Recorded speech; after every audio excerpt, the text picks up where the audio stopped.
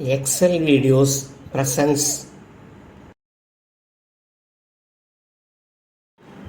Learn English easily through stories of Tenali Raman.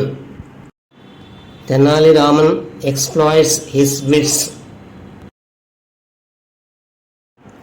Tenali Ramakrishna reached the palace gate, but the gods didn't let him in. He began to think, Goddess Kali sends me here, but these gods don't let me in. How to manage, he thought. Goddess Kali has blessed me to become a jester, and a jester must be witty. All right, I must apply my wits. When he was thinking thus, suddenly he saw a troop of artists going towards the palace. Tenali Ramakrishna learned that they are allowed to give a performance before the king. Ramakrishna immediately thought of a plan. He changed his makeup and again approached the gods.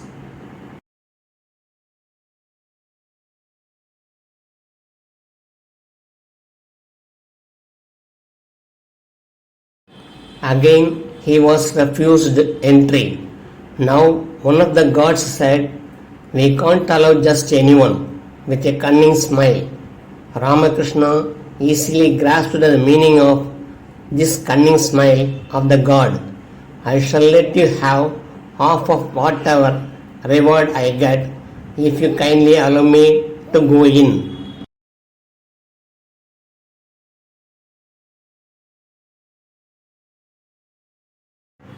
The god thought for a while about the allurement of half of the reward. He permitted Tenali Ramakrishna to go in. This was the first time ever in his life to enter a palace. He was dumbfounded to see the grandeur of everything all around.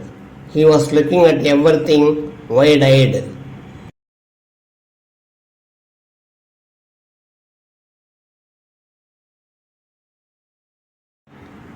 Bewildered by the grandeur, wearing a dazed expression on his face, he accidentally stepped onto the stage. The artists were performing Krishna Leela on the stage, and it was at this moment that Ramakrishna made his entry amidst Gopikas. All the characters got confused as this was not in the script.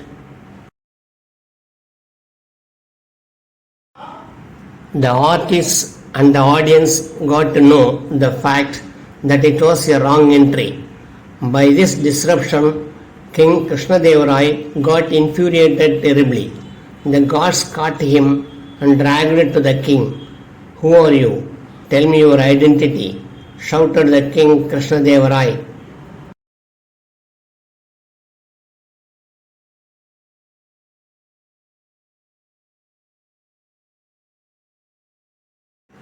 My lord, my name is Ramakrishna. I am from the village Tenali. I am a jester and I have come here to amuse you with my jests, said Tenali Ramakrishna. Who sent you here? Asked the king angrily. My lord, Goddess Kali sent me here, said Tenali Ramakrishna innocently.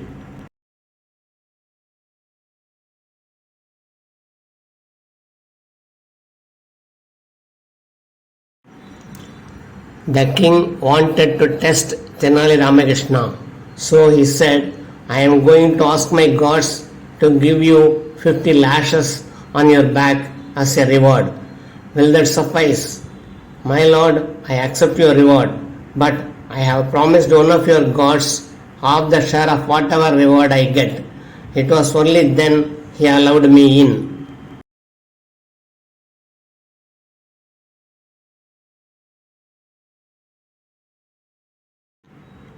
Now the king's anger had vanished.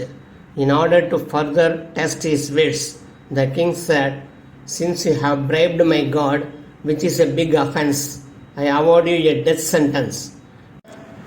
You have managed to escape the punishment of lashes, but let me see how you escape the death sentence.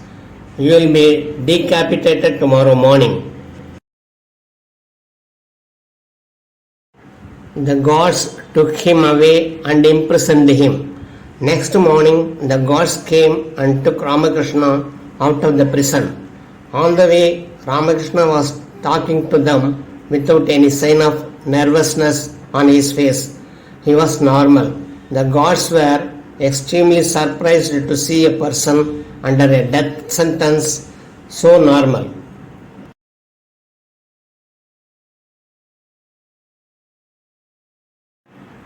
They were feeling pity on him, but they were helpless.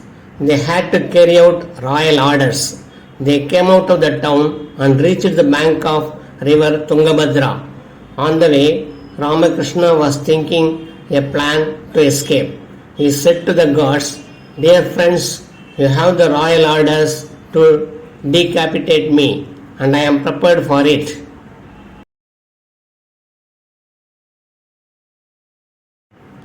But it would be very kind of you if you kindly allow me to take a dip in the holy water of the river Tungabhadra. It is in our custom to take a bath before leaving this mortal body." The gods consulted themselves and then said, "It is in our custom to allow the last wish of the person who is given a death sentence."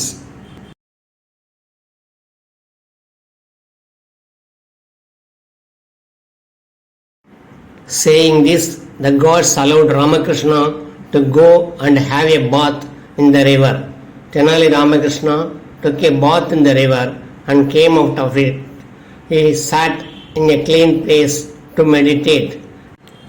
He remained in meditation for a long time, and when he opened his eyes, he found that the gods were preparing to execute him.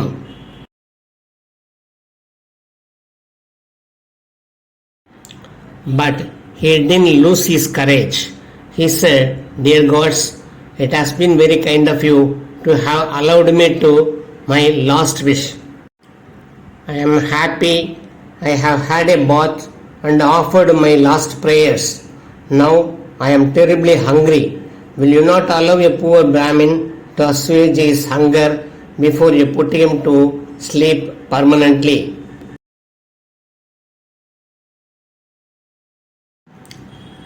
Coming to know that the person they were going to behead was a Brahmin, filled the gods with a shudder of horror.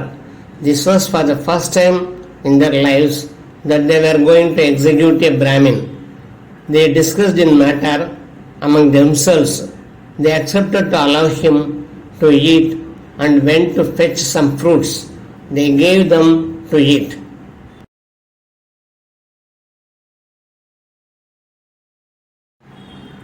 After eating the fruits, Ramakrishna began to yawn. Within a short period, Ramakrishna was deep asleep, snoring loudly. The gods were watching everything helplessly. Ramakrishna woke up after a long time. Now he said to the gods, "I will go into the river in neck-deep water. When I say, 'Hey Ram,' you cut my head off." The gods agreed and followed him into the river. They stood by his side with the swords in their hands. Ramakrishna closed his eyes and said, "Hey Ram." When the gods waved their swords to cut off his head, he took a dip and swam away from there.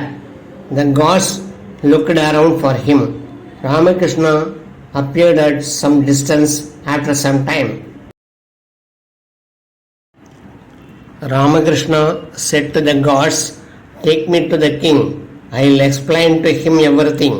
He won't be angry with you." The gods took him to the king and narrated the whole sequence to him. Indeed, the king was impressed.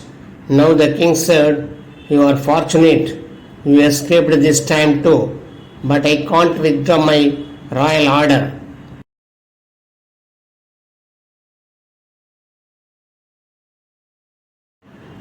Then the king ordered the gods to take Ramakrishna to the outskirts of the town and bury him up to his neck and his head trampled under the feet of an elephant. And he instructed the gods to take care to see that he doesn't escape this time.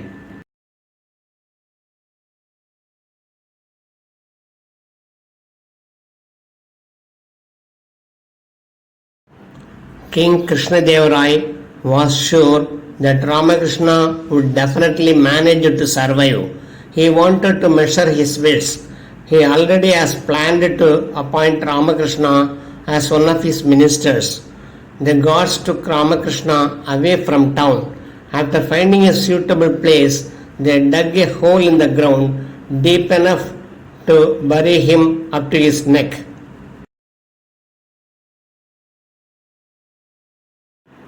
They put him into the pit and filled the pit with the dugout clay. Then the gods went away, leaving him in the pit to bring an elephant to trample his head. He began thinking of some possible way that might save his life. Then he happened to see a washerman passing by, carrying a heavy load of clothes on his back.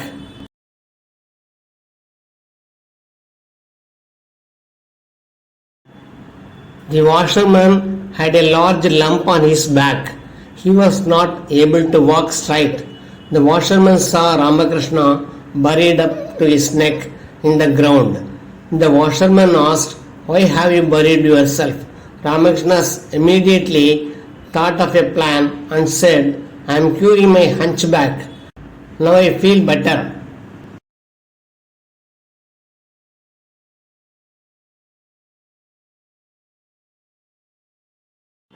Now the washerman wondered whether he too take the same treatment and cure his hunchback. The washerman asked very eagerly, "Can I also take the same treatment?" "Why not? Help me come out of the pit, and you yourself get into the pit and straighten your back," said Tenali Ramakrishna.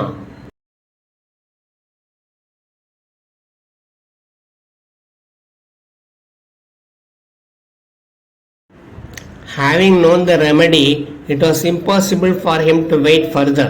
So he helped Ramakrishna come out of the pit. The washerman looked at Ramakrishna's back and was surprised to see that there was no trace of lump anywhere. He got into the pit and asked Ramakrishna to fill up the pit with the dugout clay.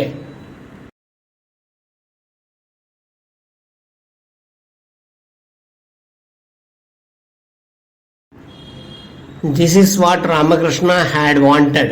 Having buried the washerman up to his neck in his place, Ramakrishna disappeared from the place with the bundle of clothes. After some time, the gods returned with an elephant. The gods were not able to understand anything.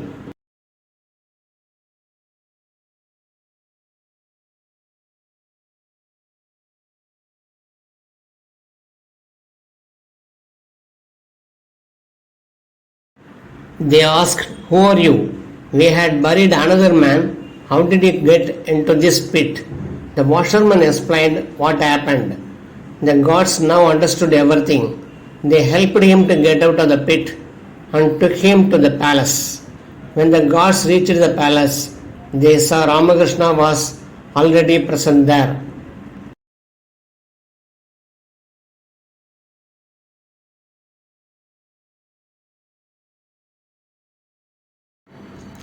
Now Ramakrishna explained everything to the king. The king burst into laughter and congratulated Tenali Ramakrishna for applying his wits according to the circumstances. "I am very much impressed by you," said the king. "I wish to appoint you as one of my ministers."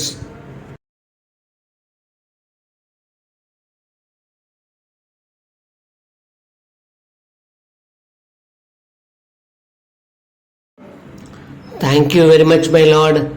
I am feeling quite elated, but I have been blessed by Goddess Kali to become a jester. I am afraid I shall not be able to carry out the responsibilities of a minister," said Tenali Ramakrishna. Though he had spoken very humbly, The king got infuriated once again.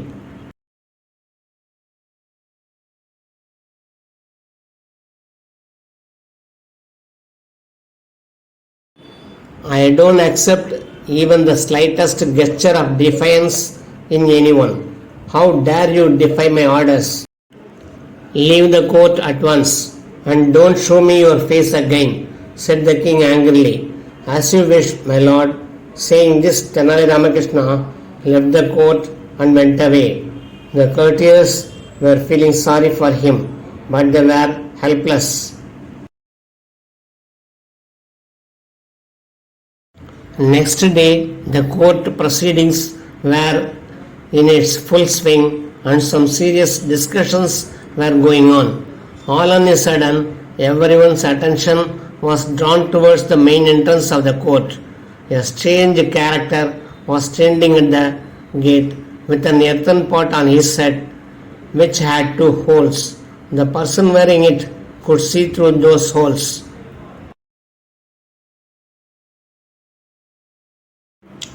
Who are you? Asked the king. I am your court jester, my lord, said Ramakrishna. The king asked, why have you covered your face with an earthen pot? And how dare you come back? My lord, you never said that I should not come back. You only asked me not to show my face to you, and hence I have covered my face, said Ramakrishna.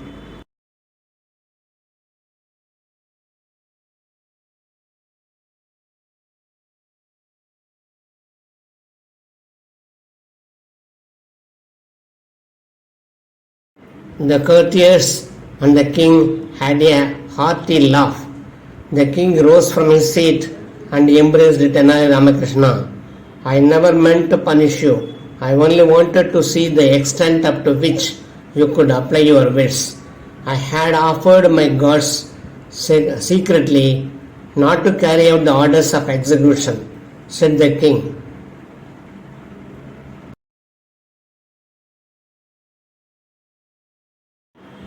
After a momentary pause, King Krishnadevarai continued, Tenali Rama, I am very much impressed by you. I appoint you as my court jester from today.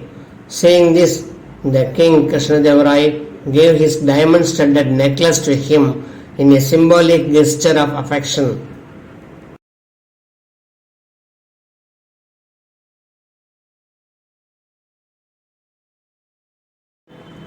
Please subscribe, share, like and comment. Press the bell icon and select all to receive our videos. Thanks for watching.